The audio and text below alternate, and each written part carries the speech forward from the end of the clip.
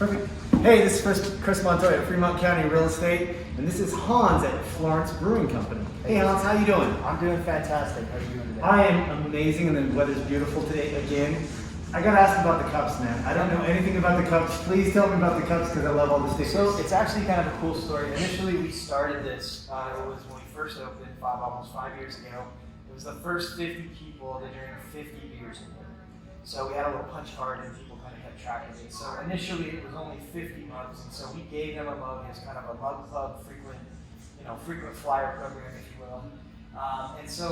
But people kind of come and go, and they leave. So it kind of morphed into some other stuff. So what we ended up actually doing is when people would leave, we would take their spot, and we actually go ahead and auction that mug off for other people that want to become a member, and they basically carry it until they leave, and the people leave with their mugs. And so we just let them kind of decorate things as they see fit, just to, kind of, we call it the norm effect, if you ever watch Cheers. Yeah. The norm effect. So usually the bartenders can see people coming through the door, they know what they drink, they know their mug, and that beer sitting for them when they sit down. So was it 50 beers all in one night then? So no. Just teasing you. No, we did have one person that drank 50 beers within a week.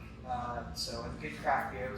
That was a little bit too much, but when we first opened, we were just trying to make money and just kind of see what was going on. So For sure. So we actually saw the tap or the brew room. The brew room. Yeah. I didn't know exactly what to call it. It's a brew room. Yeah. So how many beers do you guys have that are yours? So basically, every beer that we serve here is ours. We brew it in-house in that room right there.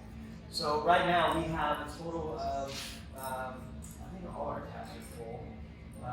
21. We have 20 taps basically, and so we take specific beers and then we add some flavor to them, and it kind of expands our menu because we believe in variety. People really like variety nowadays. So, but yeah, everything that you see here we make in-house. How did you make this amazing thing? I'm not gonna lie to you, I've never seen it before. Yeah, and I love it. So it's actually the seltzer, which is we make the seltzer in-house. And this one is a raspberry version, and we actually found some food-grade glitter. And so we actually put that in the keg and then put the seltzer on top of it, and it makes it just that very unique swirly. Yeah, no, it was totally cool. It was amazing. I love it. So tell me a little bit more about the building. How long have you guys? You said 5 years you've been here.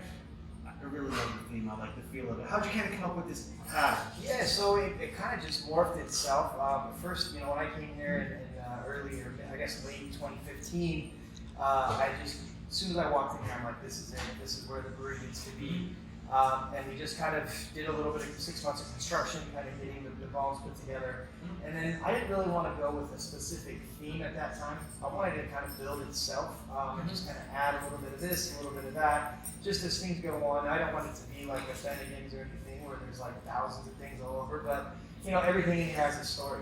So everything on the wall has a story. It's for a reason, and it's got kind of a backstory to it. So. Very cool. Where did you come from? So I'm originally from Aurora, Colorado, and I've been kind of all over. I spent 21 years in the military, so I retired from the military, and I was a government contractor. Really wasn't happy, and I'd been brewing beer in my backyard for about 5-6 years, and actually about 7 or 8 years at that time.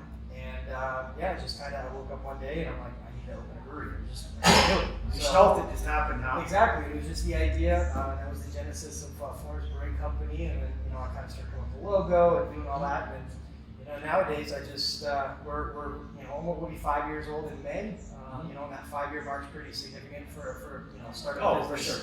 For sure. And so things are going well. We're seeing really good numbers. Even through COVID, we struggled a little bit, but all in all, we've had a lot of support from the community, and we support the community just as much as often as we can. Yeah. Speaking of COVID, I saw your tents outside, your outside heating and seating. Yep. Do you guys serve food too, or is it just the beers? So talk about the food trucks. Yeah, so food trucks. So what we do is because of the COVID restrictions, in order to be open, we have to either partner with a local restaurant or have our own food trucks that we bring in. So we usually have food trucks here in local as much as we can, but we do get some from Colorado Springs and Pueblo. They're here usually 5 days a week, sometimes 6. And then the other days we really like to partner with Papa's Pizza. They're a local restaurant here in town, and they deliver the pizza over. We have a really good business relationship with those guys. That's very cool. I love all that, man. Yeah. So hey, this is the part of the interview where you get to ask me one question. So I would ask, since in 5 years I've seen the housing market kind of blow up around here, it's kind of projected to do the same stuff. we actually have a lot of really cool things coming up. Interest rates are super low. People are moving out of cities. I mean, really, if you don't have to live in a city, you don't want to live in a city. You don't have to anymore. I mean, my commute to my office is 5 minutes from my house. People hate commuting.